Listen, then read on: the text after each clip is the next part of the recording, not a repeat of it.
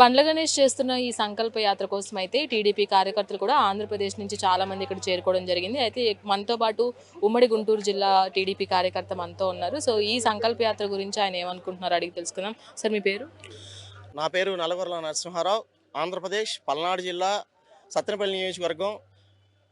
చంద్రబాబు నాయుడు గారు అక్రమంగా అరెస్ట్ అయినప్పుడు బండ్ల గణేష్ అన్న చలించిపోయి అన్యాయంగా ఒక మనిషిని అక్రమంగా నిర్బంధించినప్పుడు బండ్ల గణేష్ అన్న చాలా బాధపడ్డారు. అందులో భాగంగానే నేను కూడా చంద్రబాబు నాయుడు గారు కడిగిన ముత్యంలాగా బయటికి రావాలని చెప్పేసి ఆ రోజున అనుకున్నాను. మరి దానిలో భాగంగా నేను కూడా ఆంధ్రప్రదేశ్ నుంచి పాదయాత్రగా ఈ పాదయాత్రలో సంకల్ప యాత్రగా బండ్ల గణేష్ అన్నతో పాటు నేను కూడా తిరుమల తిరుపతి దేవస్థానం వరకు పాదయాత్ర చేస్తానని చెప్పేసి ఈ సందర్భంగా తెలియజేస్తున్నాను.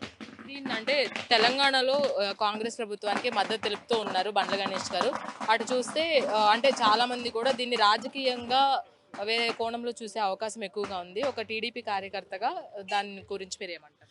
ఒక తెలుగుదేశం పార్టీ కార్యకర్తగా నేను బండ్ల గణేష్ అన్న గురించి చెప్పేది ఏంటంటే, ఒక మానవతావాది, ప్రజలందరినీ మేలుకోరే వ్యక్తి చంద్రబాబు నాయుడు గారు. ఆ చంద్రబాబు నాయుడు గారిని అక్రమంగా అరెస్ట్ చేసినప్పుడు బండ్ల గణేష్ అన్న చలించిపోయాడు.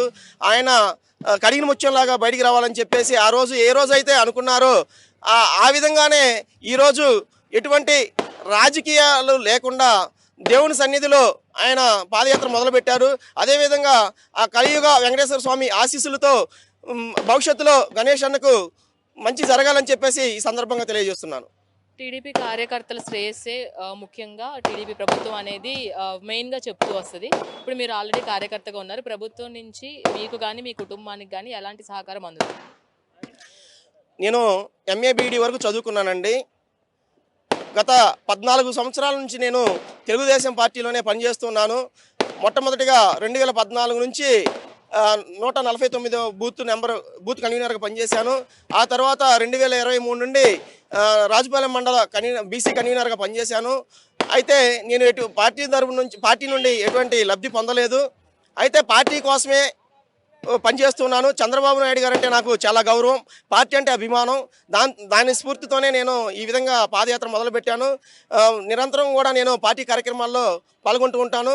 ఈ సందర్భంగా నేను చంద్రబాబు నాయుడు గారికి తెలియజేసేది ఏంటంటే, సార్ మాలాంటి విభిన్న ప్రతిభావంతుల కోసం మీరు 2025 డిసెంబర్ 3వ తారీఖున విజయవాడలోనే తుమ్మలపల్లి కళాక్షేత్రంలో ఇంద్రధనుసు లాంటి 7 వరాలను మాకు ప్రకటించారు సార్. మాకు చాలా సంతోషంగా ఉంది. కాబట్టి నేను నిరుద్యోగిని సార్. ఎంఏ బీఈడీ వరకు చదువుకున్నాను. నాలాంటి విభిన్న ప్రతిభావంతుల్ని, చదువుకున్న వ్యక్తిని గుర్తించి ఆదరిస్తారని చెప్పేసి ఈ సందర్భంగా నేను తెలియజేస్తున్నాను సార్. మరి 2019లో చంద్రబాబు నాయుడు గారు నాకు బండి ఇచ్చారండి. ఆ బండితోనే నేను విభిన్న ప్రతిభావంతుడిని అయినా సరే ధైర్యంతో చంద్రబాబు నాయుడు గారు అక్రమంగా అరెస్ట్ అయ్యి మమ్మల్ని అందరిని బాధ పెట్టారు. మరి అందులో భాగంగా బండ్ల గణేష్ అన్న కూడా తెలంగాణ, ఆంధ్రప్రదేశ్ అని తారతమ్య భేదాలు లేకుండా ఆయన మీద గౌరవంతో ఈరోజు పాదయాత్ర మొదలుపెట్టారు. అందులో నేను కూడా చంద్రబాబు నాయుడు గారు ఇచ్చినటువంటి బండితోనే నేను కూడా ఆంధ్రప్రదేశ్ నుంచి ఇక్కడికి వచ్చాను.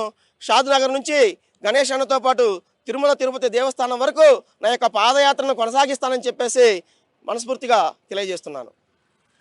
అభిమానానికి ప్రాంతీయ భేదాలు అనేవి లేవని మరొకసారి నిరూపించారు. అటు ఆంధ్ర, తెలంగాణ కార్యకర్తలు అందరూ కూడా మద్దతు తెలపడం, పార్టీలకి అతీతంగా ఈ యాత్రలో పాల్గొనడం, అదేవిధంగా ప్రపంచవ్యాప్తంగా చంద్రబాబు నాయుడుకి ఉన్న అభిమానులు ఎవరైతే ఉన్నారో వాళ్ళందరూ కూడా ఈ రోజు హర్షం వ్యక్తం చేస్తున్న పరిస్థితి అయితే కనిపిస్తుంది. కాబట్టి బండ్ల గణేష్ చేస్తున్న ఈ సంకల్ప యాత్ర కోసం అయితే 2 తెలుగు రాష్ట్ర ప్రజలు మద్దతు ఉందని టీడీపీ కార్యకర్త నరసింహ గారు చెప్తున్నారు. వీడియో జర్నలిస్ట్ నీరజ్తో రాణి, మెగా 9 టీవీ, షాద్నగర్ నుంచి.